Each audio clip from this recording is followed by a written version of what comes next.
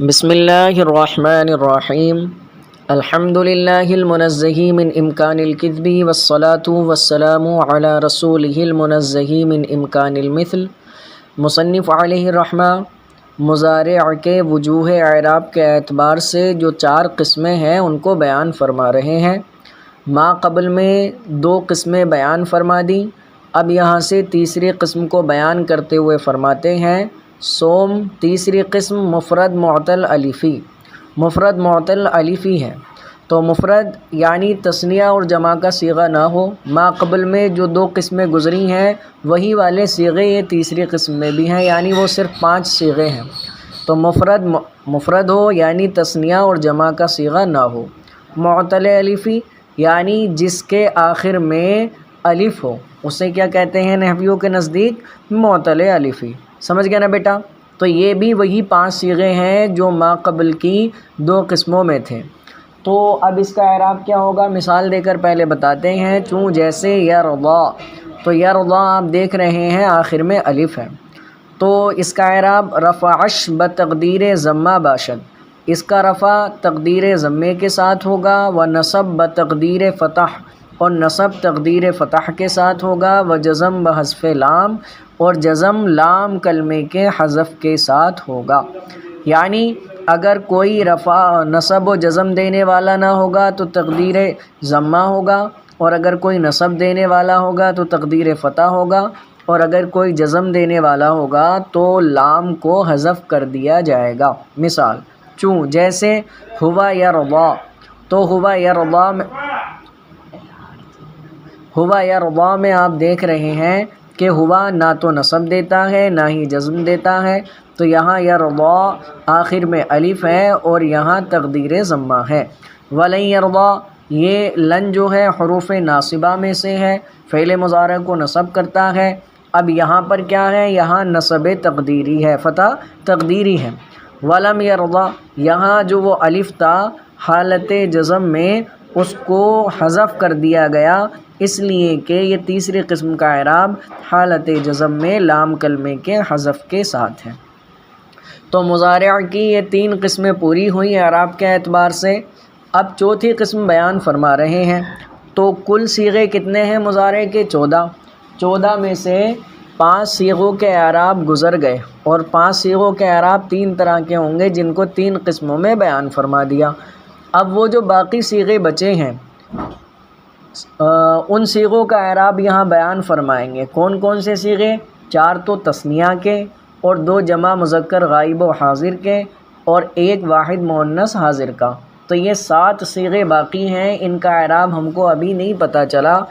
2 صیغے جو جمع مؤنث غائب و حاضر ہیں وہ تو مبنی ہوتے ہیں، وہ نہیں بدلتے، اور 5 صیغے یعنی واحد مذکر غائب، واحد مؤنث غائب، واحد مذکر حاضر، اور 2 صیغے حکایت نفس متکلم کے، ان صیغوں کے اعراب گزر گئے 3 قسموں میں۔ اب یہ جو باقی 7 صیغے بچے ہیں ان کا اعراب چوتھی قسم والا ہے، اس کو بیان فرما رہے ہیں۔ فرماتے ہیں چہارم صحیح یا معطل۔ چوتھی قسم ہے کہ صحیح ہو یا معطل ہو۔ صحیح یعنی کلمہ صحیح جس کے آخر میں حرف علت نہ ہو، یا معطل ہو کہ جس کے آخر میں حرف علت ہو، کچھ بھی ہو، چاہے صحیح کا صیغہ ہو یا معطل کا صیغہ ہو، بضمائر و نون ہائے مذکورہ۔ فرماتے ہیں ضمیروں کے ساتھ ہو۔ اوپر کی 3 قسموں میں کیا تھا کہ ضمیریں نہیں ہونی چاہیے، ضمیر بارز مرفوع نہیں ہونی چاہیے تھی، لیکن چوتھی قسم میں کیا ہے؟ ضمائر کے ساتھ ہو، و نون ہائے مذکورہ، اور مذکورہ نونوں کے ساتھ ہو، یعنی جمع مذکر غائب و حاضر کے نون ہو، یا تثنیہ کے نون ہو، یا واحد مؤنث حاضر کا نون ہو، تو ان کے ساتھ ہو۔ تو چوتھی قسم میں یہ 7 صیغے آ رہے ہیں، 4 تثنیہ کے، 2 جمع مذکر غائب و حاضر کے، اور 1 واحد مؤنث حاضر کا۔ ان 7 صیغوں کا اعراب بیان فرما رہے ہیں کہ 7 صیغے چاہے تو صحیح ہوں چاہے معطل ہوں، ان سب کا اعراب ایک ہی ہوگا۔ وہ کیا ہوگا؟ فرماتے ہیں رفع شاں، ان کا رفع ہوگا باثبات نون باشد، کس کے ساتھ؟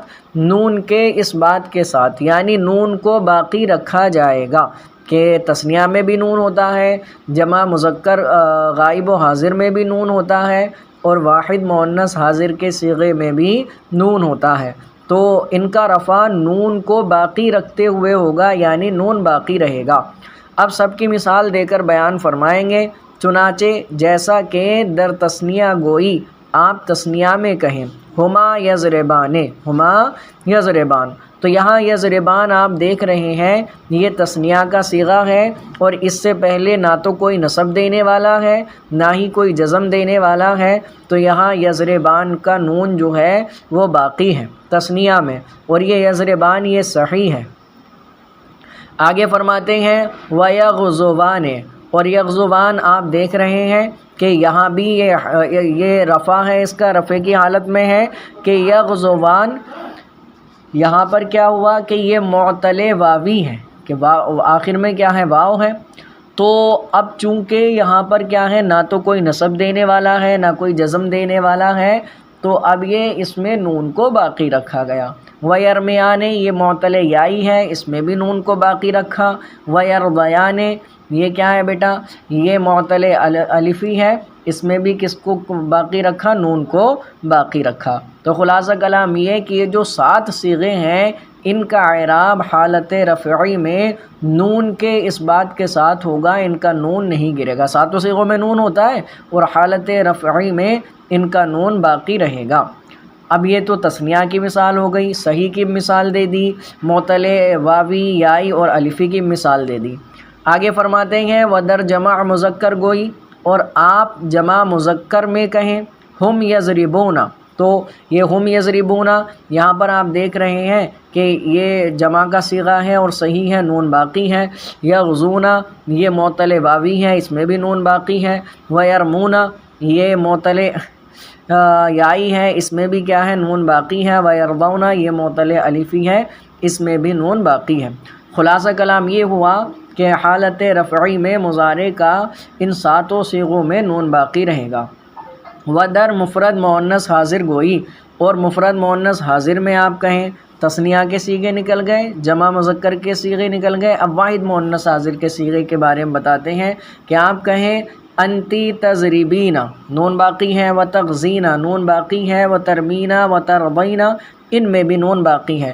یاد رکھنا بیٹا، یہ جو ہے تضربینہ، تغزینہ اور ترمینہ، ان صیغوں کو پہچانتے رہنا کہ تضربینہ یہ صحیح ہے، تغزینہ یہ معتل واوی ہے، ترمینہ یہ معتل یائی ہے، و ترضینہ یہ معتل الفی ہے۔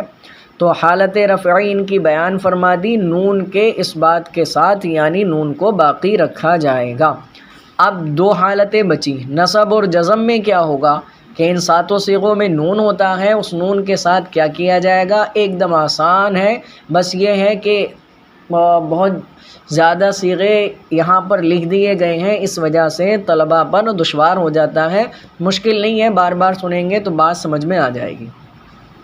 تو فرماتے ہیں نصب و جزم، ان کا نصب و جزم جو ہوگا بحذف نون، نون کے حذف کے ساتھ ہوگا، یعنی ان کے آخر میں جو نون آ رہا ہے تثنیہ، جمع اور واحد مؤنث حاضر کے صیغے میں، نصب اور جزم کی صورت میں اس کو حذف کر دیا جائے گا۔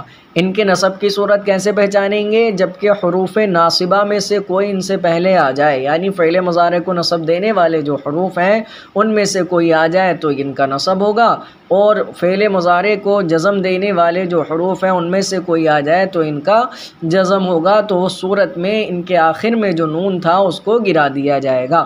چنانکہ در تثنیہ گوئی، جیسا کہ آپ تثنیہ میں کہیں لن یضربا، تو یضربانے تھا، لن آیا جو فعل مضارع کو نصب دیتا ہے، تو ان 7 صیغوں میں نصب کی صورت یہ ہے کہ نون کو گرا دیا جاتا ہے، تو لن یضربا نون گرا دیا گیا، لن یغزوا نون گرا دیا گیا، لن یرمیا یہاں بھی نون گرا دیا، لن یرضیا یہاں بھی نون گرا دیا۔ یہ نصب کی مثالیں ہیں، تو 4 کی مثالیں دے دیں۔ یضربا یہ صحیح کی ہے، یغزوا معتل واوی کی ہے، یرمیا معتل یائی ہے، یرضیا لن یرضیا یہ معتل الفی ہے۔ ولم یضربا یہ جزم کی مثال ہے بیٹا، تو فرماتے ہیں یہاں بھی نون کو گرا دیا گیا، لم یغزوا یہاں نون کو گرایا، لم یرمیا یہاں بھی نون کو گرایا، اور لم یرضیا یہاں بھی نون کو گرایا۔ تفصیل وہی ہے کہ یضربا صحیح، یغزوا معتل واوی، یرمیا معتل یائی، اور یرضیا معتل الفی ہے۔ تو یہ مثال ہو گئی کس کی بیٹا؟ تثنیہ کی۔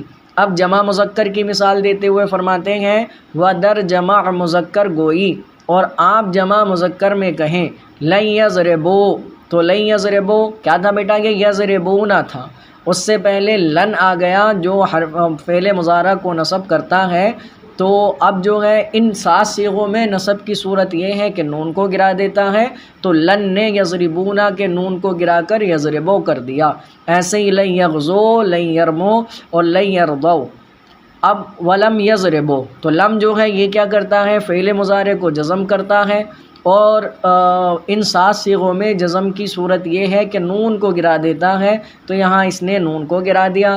لم یضربو ولم یغزو ولم یرمو ولم یرضو۔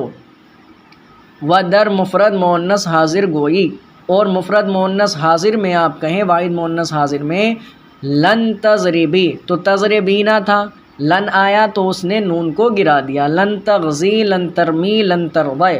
لم تضربی تو تضربینا تھا، لم آیا تو اس نے نون کو گرا دیا، یہ جزم کی مثال ہے۔ ولم تغزی ولم ترمی ولم ترضی۔ تو یہاں مضارع کے اعراب پورے ہو گئے۔ اگر کوئی بات سمجھ میں نہ آئے، کوئی اشکال ہو تو آپ کمنٹ کر کے یا میسج کر